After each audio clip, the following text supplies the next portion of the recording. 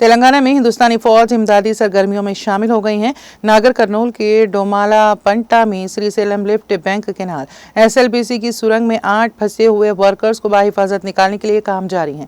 गुज़िश्ता रोज छत का एक हिस्सा गिरने से 1 दर्जन से ज्यादा अफराद के जख्मी होने और प्रोजेक्ट और साइट इंजीनियर समेत 8 अफराद सुरंग के अंदर फंस जाने के बाद इमदादी सरगर्मियां भरपूर तरीके से जारी हैं।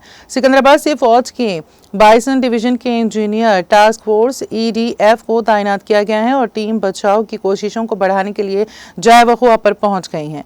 कौमी और रियासती डिजास्टर मैनेजमेंट टीम में कल से ही इस मुकाम पर मौजूद हैं। आर्मी मेडिकल टीमें और इंजीनियर्स को जो कि आला सलाहियत के पंपिंग सेट्स, बख्तरबंद आलात, जेसीबी और बुलडोजर से लेज हैं, मलबे को साफ करने और महफूज इनखला की सहूलत के लिए अंतिम कोशिश कर रही हैं।